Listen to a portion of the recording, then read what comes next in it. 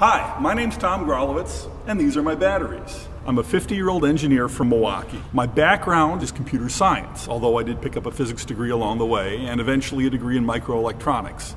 I started out working for Texas Instruments in Dallas after I graduated from college. From there, I wound up as a college professor at SMU teaching computer science, where I got my master's degree in electrical engineering and computer science, doing microprocessor design.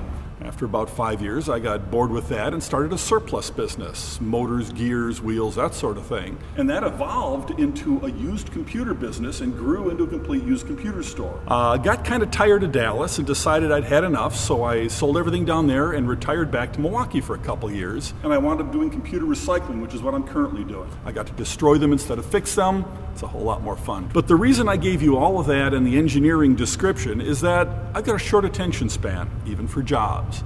After a while, I want to look at something new, learn something different, try something I haven't done before. The reason I introduced my batteries here is because it's part of my electric car.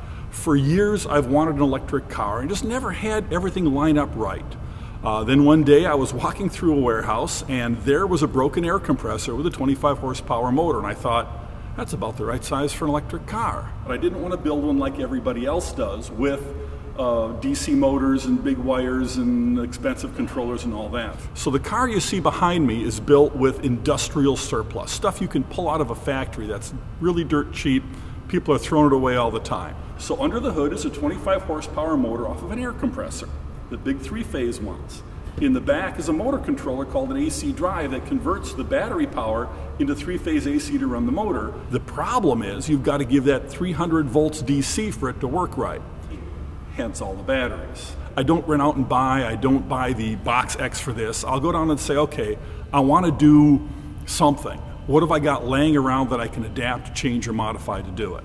We heard about the group in Chicago, the Makerspace down there, doing these Power Wheels races, and that they were going to host an event at one of the maker fairs, and we thought, that looks like way too much fun. So we went out, we bought a bunch of cars on Craigslist, and we started looking around to figure out, what are we going to do with them? Royce picked Gravedigger, the biggest one we had.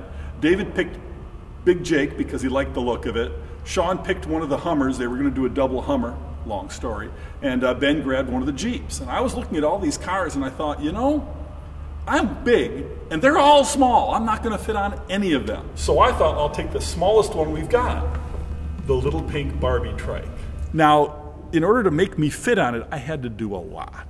The frame's been stretched. I had to do it with heavy steel because I'm a little on the heavy side. I can't just do what everybody else does, a couple motors, a couple wheels, and drive down the road. I've got to do it my way, which is scrounged parts and surplus parts and whatever I can lay my hands on. So I grabbed something I had left over from when I was doing BattleBots 10 years ago, which turns out to be a 6 horsepower winch motor.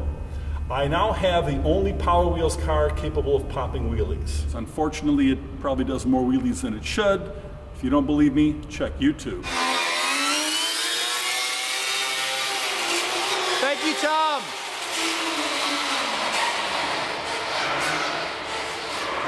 I don't think he's gonna stop. No, I don't think so either.